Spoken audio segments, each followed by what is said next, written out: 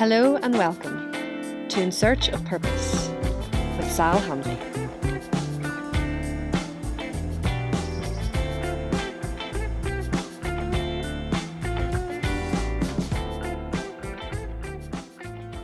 Welcome to this week's podcast, In Search of Purpose. Today I have the pleasure to introduce to you Cormac Neeson. Cormac, how are you? Not too bad at all. How are you? Okay, thanks. What are you up to today? I am at home. Surprise, surprise. Just working through a few things. Got a few songs in the mixer at the minute, so trying to get those over the line.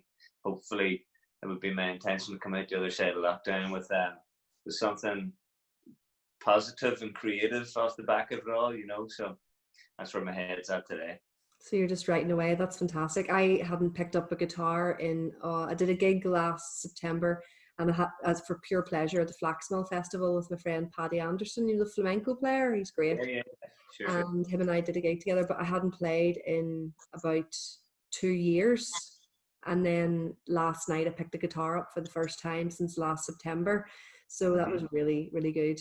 Played some Donovan and loved it. It was a very therapeutic process, especially on sunny days like that, where you can just sort of sit out if you have a garden. Yeah, no, lucky enough we do have a garden. I don't know what to do because we've two small children, so most days it involves kind of pushing those two out the door and hoping for the best, We'd be really stuck if we didn't have a bit of space out there. So. And what age are the kids? 1 and 5. Right. Okay. So no sort of rest for the wicked. You're not like having lions like a lot of people. No, not at all. It's actually, I would say it's considerably more full on in lockdown than in the real world because obviously we don't have the option to like drop the kids off at childminders or like one of the lovely grannies come in and look after them for an hour to let us get our head showered, or even being able to go out the door to work properly.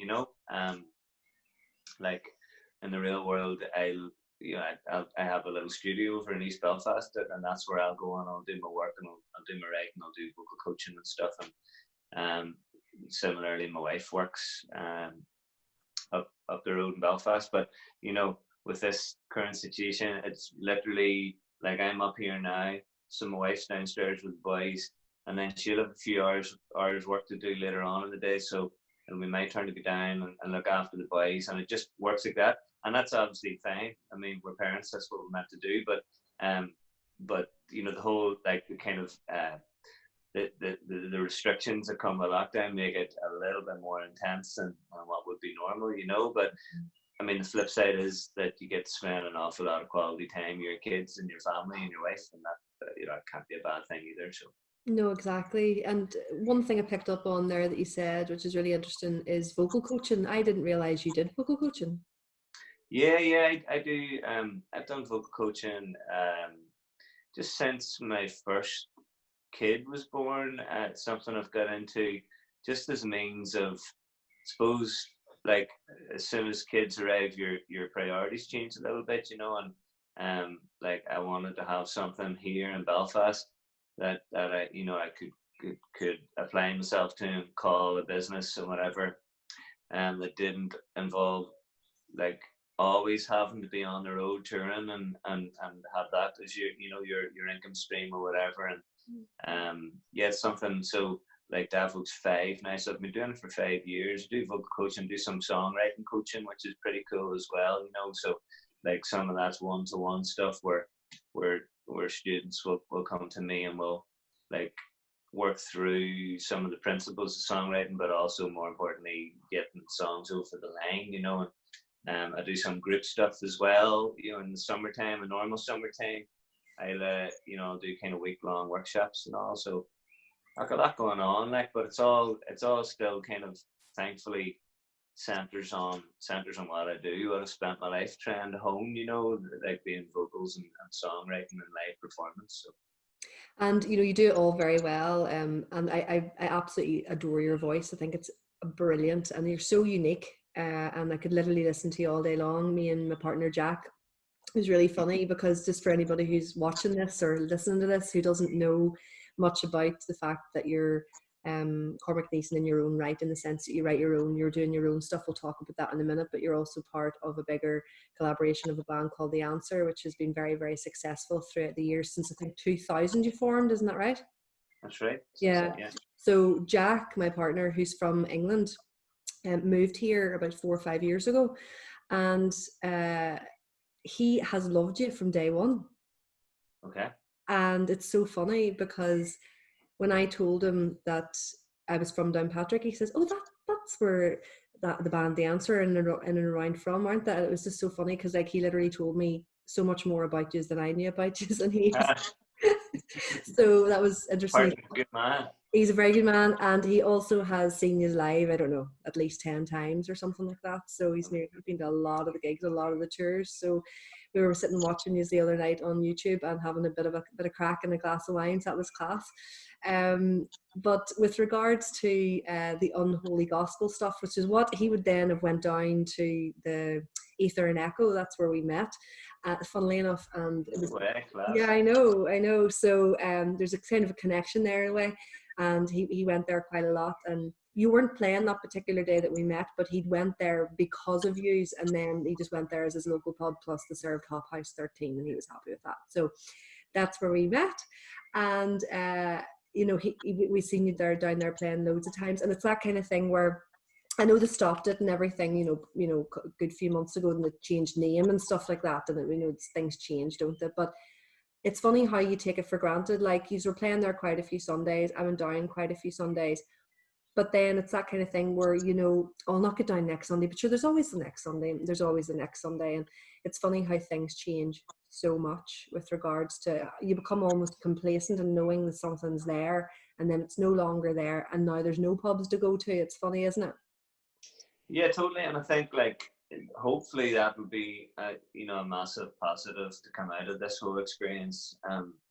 Whenever life does kind of get back to some semblance of normality, you know, like, we'll not take these things for granted anymore, you know, or at least in the immediate future, we'll definitely not take it for granted. Like, even like my little boy would be in like the high risk bracket, you know, so we've been totally isolating for like up like maybe 8 or 9 weeks there, where we really just didn't leave the house. You know, I'd go out for like a jog at 11 o'clock at night once or twice a week, and Louise would go out for a walk at 11 o'clock at night. That would be about it. But recently we found like a kind of football pitch with a little park around it, not too far from where we're from, and we didn't even really know existed. And it seems an awful lot of people don't know existed because it's not busy. You know, there's only a couple of walkers, so it's very easy to kind of keep well social distanced for our kids, you know. But like the genuine joy that I felt and that we all felt being able to just run across a football pitch for the first time in 8 weeks, it was unbelievable, you know. And like I remember just standing there in the middle of the pitch, breathing in fresh air, going like, we're not gonna overlook these little kind of experiences in life anymore, you know. And like, I like to think that that's something that we'll take with us, you know, moving forward. But yeah, like I'd also like to think that the unholy gospel attendance would be through the roof as well whenever that should happen, you know. I mean, I've no idea how it's going to work for social distancing and gigs and stuff. Suppose there's a few variables still up in the air with regards to you know, testing and finding an anecdote, or not an anecdote, sorry, an antidote for COVID-19. So we'll wait and see. But yeah, I mean, I think just as a general thing, you know, we're not gonna be able to sit in a room with friends. Imagine, like, I can't wait to do that, you know. Whereas in the past, you'd just be sitting there and you'd be passing the time. But you know, you're going to be much more mindful of everything, I think, moving forward. I just can't wait for hugs.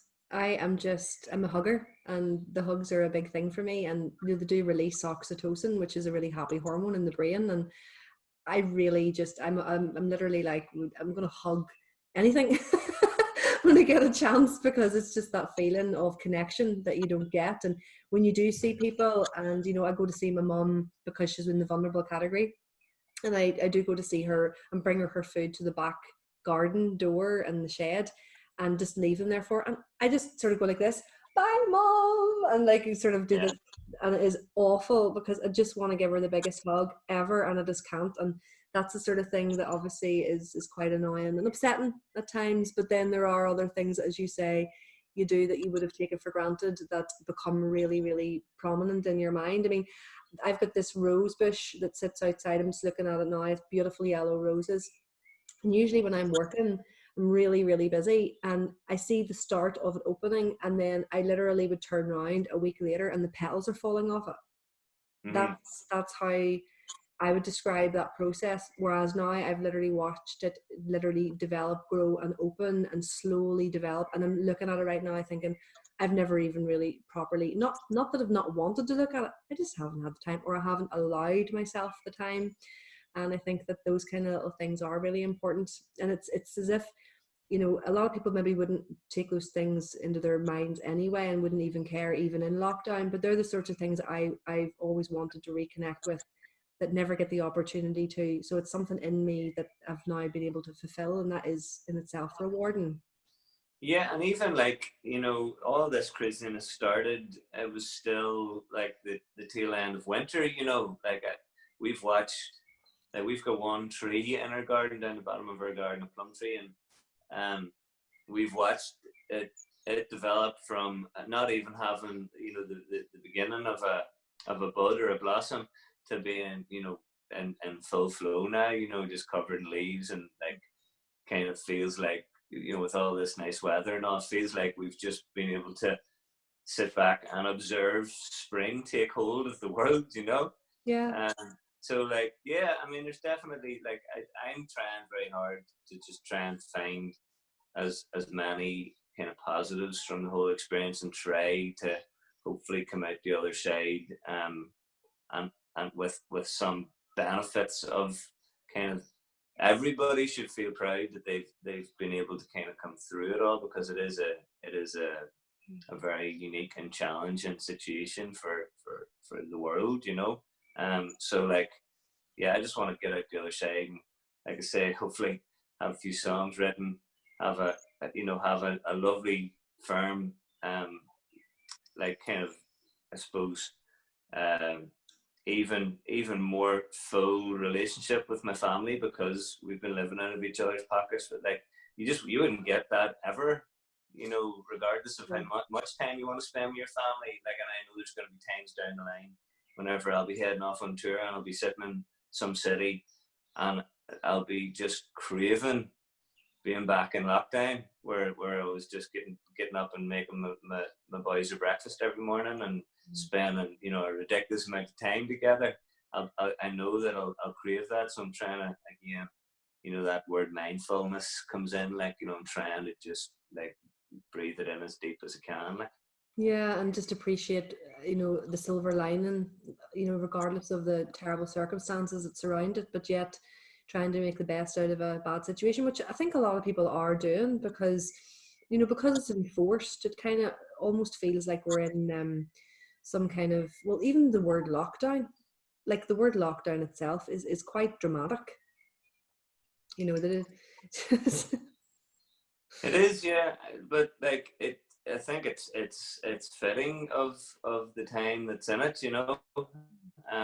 It is a very dramatic, very emotional, very challenging, very kind of scary time, you know, like especially whenever it was all kicking off and nobody, means there's still so much uncertainty around, you know, why some people suffer more than others, and all that stuff, and you know, whether there's going to be a vaccine or whatever. But you know, whenever it was taking hold, and we always had this kind of like, you know, and it seemed like it was a very moving target. It's like, on the first week of April is whenever it's going to be at its peak, you know, and there's going to be all these, you know, field hospitals, and that's whenever it's going to be at its craziest time. And then, oh no, it's not going to be for another week or two after that. I kept moving back, and you're all, it was almost like you're waiting for this tidal wave, you know, to hit. But it seems, hopefully, and again, we don't know whether it'll, you know, it could easily come back as bad as it was or whatever. We don't know, but it seems like, I suppose, that first initial wave anyway, has kind of passed and begun to subside, you know, so it's not quite as like as scary unknown as it was, you know, 8 or 9 weeks ago. But like, yeah, it's one of those, like, we'll be talking about this period in our lives for the rest of our lives, you know. I It's like know. it's like wartime without a war, you know. Exactly, and as I say, it's like an invisible war in a sense. But I was reading an article last week. I can't remember who it was. It was some psychologist, and they were saying that a lot of people actually take comfort in it because there's an element of reverting to childhood. And even though we've got responsibilities as adults, of course, there's a certain amount of, because of the enforcement aspect, that we're reverting back to a time where we had less responsibility. And some people like that, some people don't. Yeah, I mean, I suppose initially what I liked about it was that the very fast moving, crazy, complicated world that we live in slowed down and got a little less complicated, because priority number one was very clear, you know, keep your family healthy. Like, and having that, you've like, it's been a long time since anybody's had that level of kind of clarity of vision and shared clarity of vision, you know. Like, I suppose that would hark back to childhood, whenever you and all the rest of the kids, all you cared about was just getting out and having fun, you know, and wrecking the place.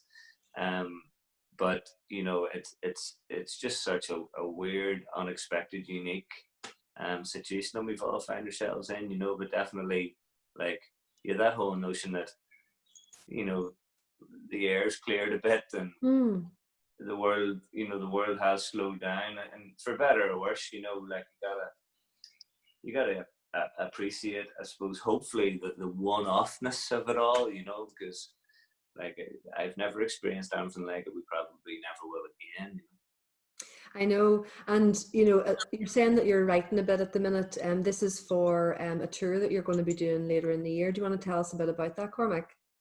Yeah, I'm doing a tour. So like, I actually was meant to be on tour there at the start of May, but obviously that didn't happen, you know. So those gigs have moved and kind of joined up with a bigger tour that I had originally had planned for November. So it's going around the UK and Ireland. It's kind of the first full White Feather headline tour. So I've released a solo record called White Feather, and there's a kind of a deluxe version coming out to coincide with this tour. And it's looking like it's going to be kind of 3.5 weeks around the UK, playing a lot of nice kind of theatre type venues, you know. So like, I'll be doing it as a 3-piece, so there'll be a very kind of strong singer-songwriter element in there, you know, which I think will suit the tone of the songs in the record. I mean, a lot of the songs were written just with an acoustic guitar in a room, you know. In contrast to, like, with the answer, it'd be turn it all up and jam until something magic happens, you know.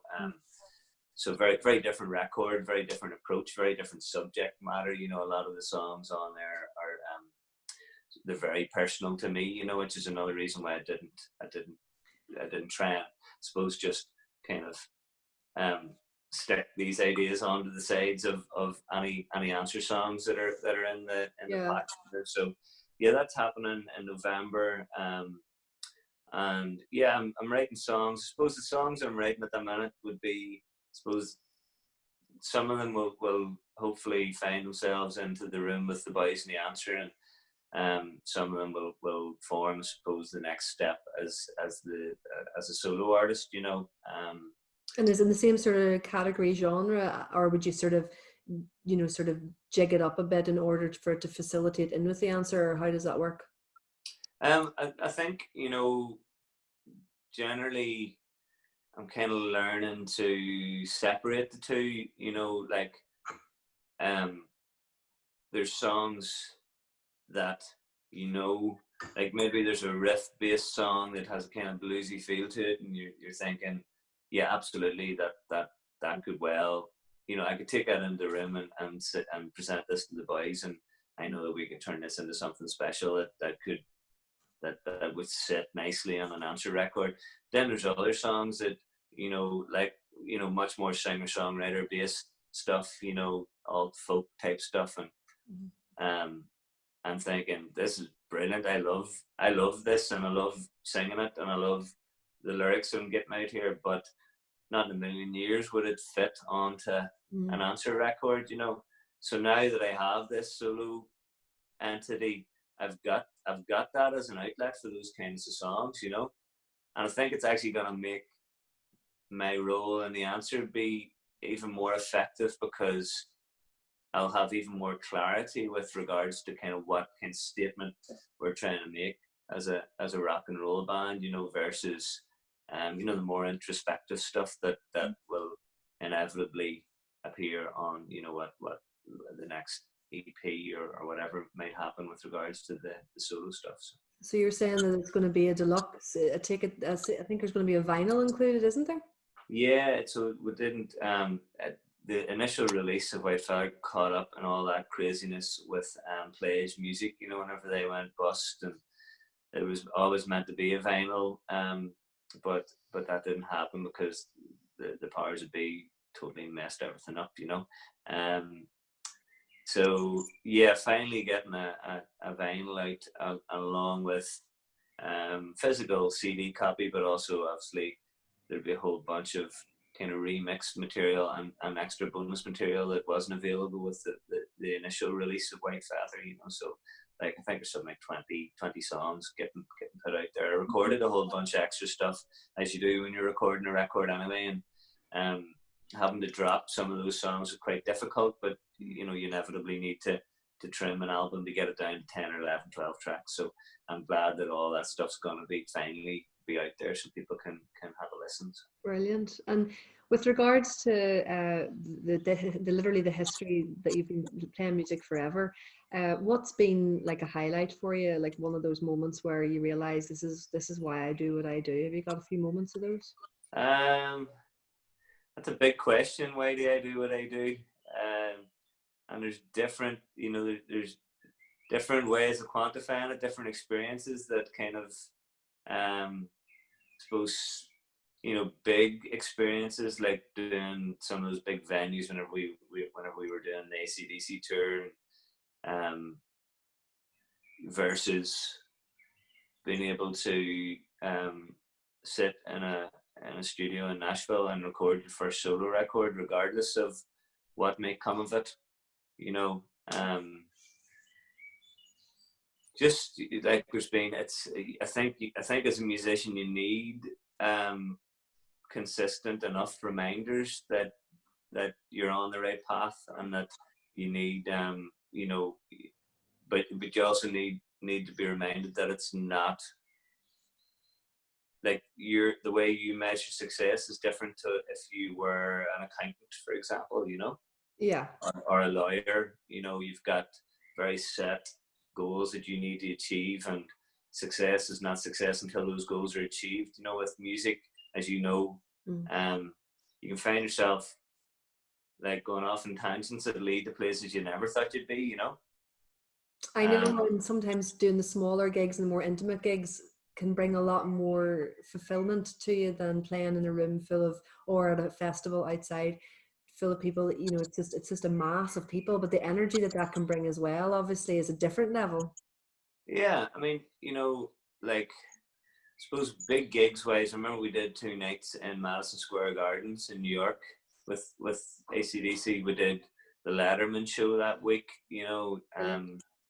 Like that was definitely a real highlight of a week in the career of the answer, you know. But then, I mean, with the White Feather stuff, I was able to make a documentary, you know, called Broken Wing, and made it with a friend of mine who's an actor and a filmmaker called Brian Milligan, and we were able to make a documentary around a song of the same name that appears in the album, that just it raises awareness around Down syndrome, and I'm able to talk about some of my experiences of having a premature child and being in hospital with with a very small baby fighting for his life, you know, and like that was a real highlight, just being able to create that piece of work, because it was therapy for me, you know, and it was kind of it was the kind of thing that I had envisioned going on to do off the back of the music that I was creating in Nashville, you know, being able to have a platform to do that kind of stuff. So That's great.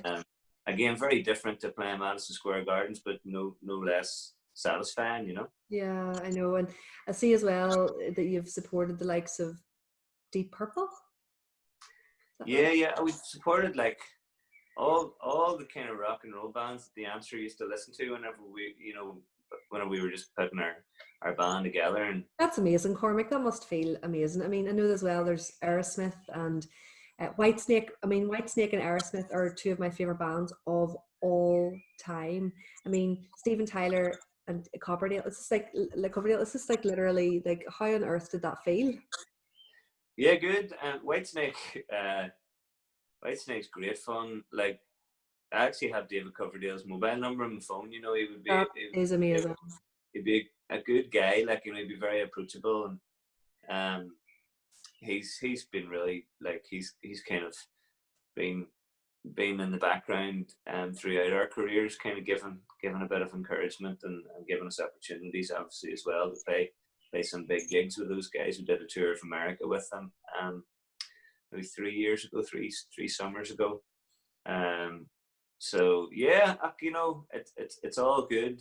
Like, yeah, it's to me, just to be able to just do what I do, you know, and like make a living from music and being a singer, and being able to write songs. Like, the favorite aspect of it all is the creation of the song, to be honest, you know.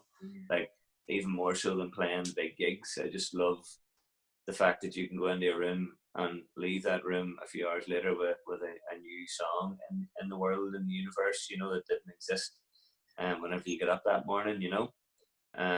So it's just, I was just like I suppose the point I'm trying to make is there's 100 different ways that you view your success and you quantify your success, you know. Whenever you're doing this business that you and I are in. I know, but you can tell as well, though, and it's not to blow your trumpet, but it's just that kind of feeling of when you're singing, you know that you totally mean it, you know. And you know, there's so many singers out there that are literally going through the mill and going through, you know, you can totally genuinely tell that you've got a massive passion and it's literally bursting out of you, you know. And it's not just the energy of the songs and the tempo and the upbeatness that gives me that impression. It's just, you can just tell that there's like a real authentic purpose behind what it is that you're trying to do, you know. Yeah, that's kind of something that I would try and impress upon my students when I'm doing the vocal coaching, you know, is that, like, you can't leave anything up there on the stage, you know. You have to give yourself entirely to the process of delivering a vocal as a singer. You know, you need to inhabit the lyrics. You need to get up there and not care about you know, looking weird or stupid or being self-conscious. You know, you gotta just get up there and give it everything you've got and sing with a freedom and a joy. You know, even if it's the saddest song you've ever heard in your life, still needs to be an element of joy in your heart because you're able to sing that song, you know. So I suppose that's a byproduct of just, you know, being lucky enough to be able to get up and do that for so long with the boys and now with the Whitefire stuff. So yeah, no, you were saying that you were doing the tour later this year with your White Feather stuff, which is your solo album, and then maybe next year think about another, maybe a tour with the Answer again. Do you think? Yeah, I'm not sure what touring wise, but I mean, the next thing on the agenda with the Answer would be to make another record, you know, and there is a few songs kicking around there and stuff that's being worked on. So yeah, I think that's just a case of watch this space, you know. But I know, like, another massive plus of doing the Whitefire stuff and doing this more kind of you know, country soul stuff is that it gives me a much clearer perspective with whenever it comes to sitting down to or standing up to write some rock and roll. And like I'm very much looking forward to the next challenge with the answer, whatever way that'll manifest itself. So it's great. it'll be Cormac, good. thanks so much for taking the time to come on and talk with me today. It's been great, and I wish you all the best with everything, the album, the tour, and any further future albums that you have. And I will be very much looking forward to hearing them. Thank you for taking the time on my In Search of Purpose podcast. Brilliant. Thanks for having us. Appreciate it. Thanks.